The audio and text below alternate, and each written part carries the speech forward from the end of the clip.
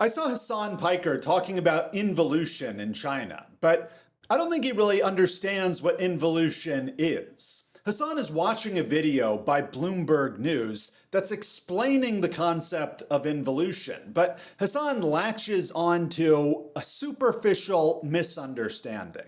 What I mean is, Hasan seems to think that involution is when prices come down. But that's not it. Involution isn't when stuff is too affordable. That would be a very silly problem to have.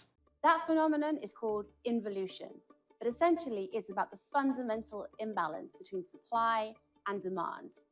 There's too much supply, which obviously lowers prices. There's more supply because China is a robust industry. China has a robust industrial base, and they produce too many things. And when you produce too many things, the price of things goes down because there's no scarcity. If you outproduce the demand, then prices are going to go down. Okay? That's what they're talking about. It's just like the prices are too good for the average Chinese. Like, my steak is too juicy. My lobster too buttery. It's bad.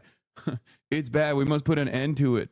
It's too good, bro. You wouldn't like it. Hey, there's a term for it. It's called involution. What if the economy collapses because things are too affordable for the working poor? This is a bad thing. Hasan thinks involution is bad because prices are coming down. Stuff is too affordable. But that's silly. Obviously, that would just be good. That wouldn't be a problem at all. Involution does involve prices coming down, but that's not why involution is bad. It's not why involution is a problem. It's like if I was upset and sad, but also rich. And Hasan asked why. And I said, well, my parents died and they left me a lot of money. So now I'm sad my parents died and I'm rich because I inherited a lot of money. And Hasan says, oh, you're sad because you have a lot of money? Oh, what a problem. That's not really a problem. My lobster's too buttery. Well, you're missing the problem, okay? It's true, involution does involve prices coming down, but that's not why it's bad. Involution is bad because it's inefficient. Involution, the Chinese word for it is neizhuan. It means excess competition. You have to compete very hard in order to basically stay where you are. You have to compete really hard for no benefit. And in the context of China's economy, involution comes about because local governments invest in redundant businesses.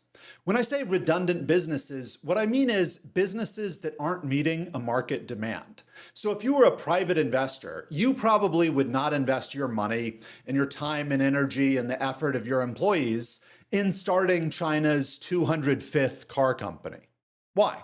Well, because China already has hundreds of car manufacturers, and the competition for car manufacturers is incredibly fierce in China. They're selling cars at cost, sometimes at a loss. Cars are very cheap. There's no room for profits there. And so you as an investor would just say, I don't think we can make money in this market. And you would go on to do something else. You would look for another market niche where there was unmet demand, where you could make money, where you could make profits, where there weren't already hundreds of companies doing the same thing the same way. In other words, profits are a signal that there is unmet demand. If a lot of people want something and there's not much supply of that thing, then possibly you could make money by providing that thing. And so that's what our imaginary investor would do. They'd say, look, the car market already really well handled. Companies already are meeting the demand that consumers have, so I'm going to go do something else. The issue is that China's local governments are not profit motivated. They aren't trying to maximize profits. Instead, they're trying to do other things, like grow local GDP. Big government spending in an area, lots of investment. We're going to build a new factory here. That'll grow gross domestic product in our area. And they want jobs for people in their town or city. They want the tax revenue and so on. They want to be seen as building the economy. And they don't really care about maximizing their profits. So China's local governments are using taxpayer resources and land, money, tax money, and so on, to fund redundant businesses. They make the 205th or the 241st car company in China. And they don't care about competition. They don't care that there's not profits to be made there because that's not what they're after. And the result is many competing car companies, far more than the market needs, and that leads to an abundance of supply. It means that the car companies that exist have to compete fiercely with each other. They have to not raise wages that much for their workers or not hire more people because they have to produce things as cheaply as possible to just try to be competitive. They've got to cut corners on quality, leading to lower quality products in some cases. And they have to sell their products extremely cheaply, often at a loss. They're making stuff that consumers don't really want at a loss. They're taking taxpayer money to make products at a loss and sell them. And yes, it's good that the products will be on the market for a low price. That part is good. The problem is that you wasted the time and energy of the workers, the money of the investors. Taxpayer resources are wasted in creating redundant businesses and keeping those businesses alive to produce products that consumers don't really need at a loss.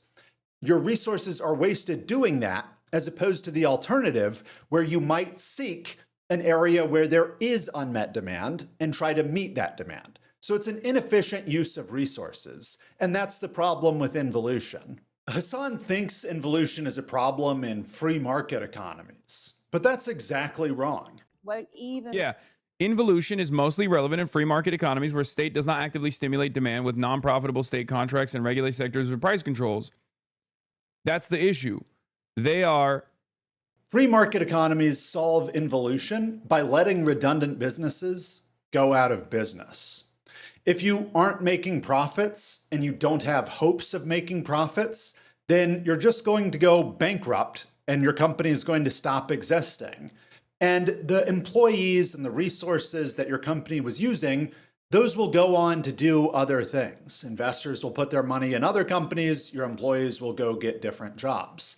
But in China, the local governments keep defunct companies afloat. Some laws and regulations will prevent companies from going bankrupt, even though they should, and local governments, again, will use taxpayer money to subsidize defunct companies, companies that should be going bankrupt. Again, it's a problem of inefficiency. China is not using its resources as well as they might. So Hasan doesn't really know what involution is or why it's a problem. He doesn't really know where involution is happening. He thinks it's a problem mainly for free market economies. The United States, not a completely free market, of course, but more free than China, the United States isn't struggling with low prices caused by involution. So he's wrong there. Hasan also doesn't know who is saying that involution is a problem. He seems to think that it's Western journalists or economists who are saying that involution is a problem. And Hasan laughs at these people, saying they don't understand China. But actually, it's the Chinese government, from Xi Jinping to the Chinese Communist Party, who is saying involution is a problem in China. Bloomberg, the Western journalists Hasan was watching, Bloomberg is just reporting what the Chinese government has said about their own economy. It's like they're a financial journalism outfit reporting on the problems of a major world economy. And Hasan hasn't understood that. if you notice, like if you read any analyst from if you read any Western analysts about like what is the new problem in China when they find something every other week, the problem that they say things are too affordable. I know it sounds crazy, but they say that it's bad for growth because it's bad for growth because price increases don't take place in China, and therefore there's too much purchasing power. and it could be worse in the official numbers. It just sounds it sounds so crazy. And perhaps it's one of the greatest indications that economists are ops, but it is this assessment in and of itself is a capitalist one, and one that unfortunately is stunted. You have these horse blinders on where you think in this capitalist hegemonic way. Here is Bloomberg reporting that Xi Jinping is starting an anti-involution campaign. In July, China's Politburo vowed to curb what it calls irrational price competition, the directive coming right from the very top, President Xi himself calling for an end to involution, or 内卷 in Chinese, literally meaning rolling inwards, a phenomenon where vicious competition leads to diminishing returns. And here's the Chinese Communist Party, their Central Committee's proposal or their recommendations for the 15th five-year plan.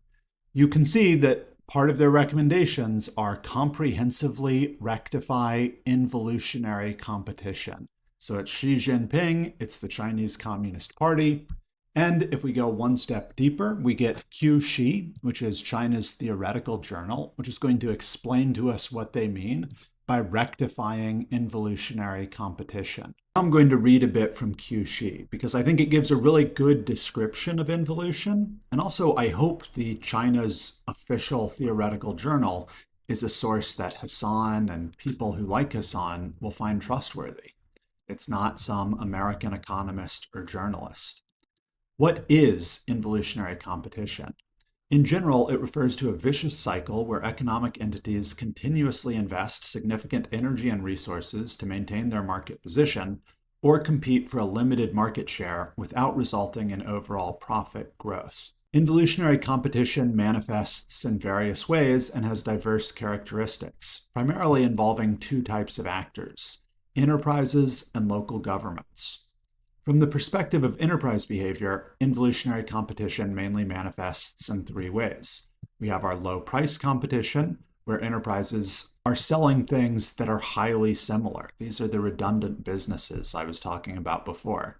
And enterprises mainly rely on price wars to gain market share, selling at ultra low prices or even below cost. So they're going to use local government taxpayer resources to subsidize the cost of production and sell things below cost. Second, homogeneous competition. Everyone's the same.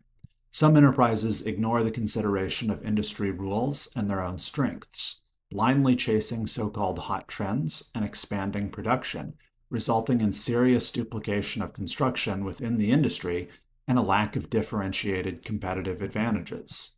That's back to the example from the beginning. You're starting the 205th car company instead of looking for an area where you have differentiated competitive advantages. You're just chasing a trend rather than trying to make a profit by providing something that people need.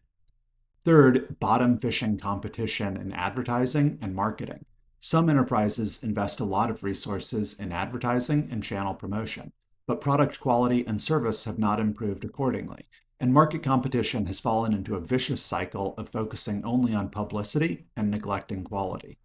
So this part is kind of funny because it seems like a strange criticism for the Chinese Communist Party to make of China's business and industry. It sounds like something people would say about capitalist businesses or free market businesses. They're focusing on advertising because they can't differentiate on quality. From the perspective of local government behavior, involutionary competition is mainly manifested in the following ways. First, in order to attract enterprise and cultivate industries, policy loopholes are artificially created, and unfair and non-universally preferential policies, such as taxes, subsidies, and land use, are implemented in violation of regulations, leading to disorderly competition. Basically, the local governments are going to create rules and laws and enforce them unequally to privilege the industries that they've created and invested in their local area. And that is inefficient. It hurts the market. Rather than the best companies winning, you have companies doing better in areas where they're protected by their local government. Second, regardless of the local industrial base and resource endowment, emerging industries and key industries are blindly launched, resulting in a large amount of duplication of construction and overproduction within the industry. So this is redundant businesses that I mentioned at the beginning. It's saying, rather than asking, hey, what does our city do really well? What unique advantages do we have that other cities don't? Cities and local governments are just blindly launching businesses and copying what already exists. Again, it's inefficient.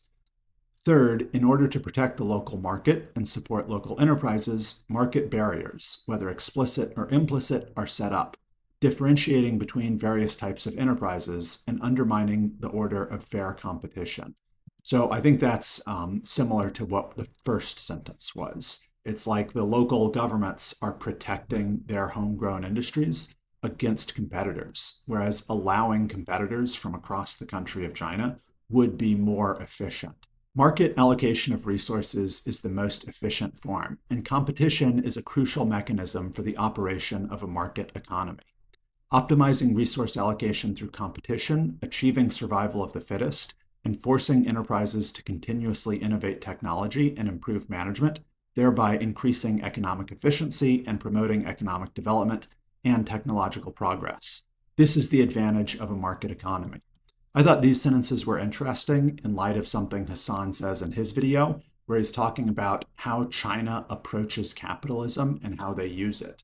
I think the Chinese, at least as expressed in this article in their theoretical journal, in their official theoretical journal, I think they have an appreciation for the efficiencies of the free market, and they're looking at the problem of involution and how free market solutions might help to solve it. This article from Deutsche Bank has a good illustration. Figure 1 here is showing us this article from Deutsche Bank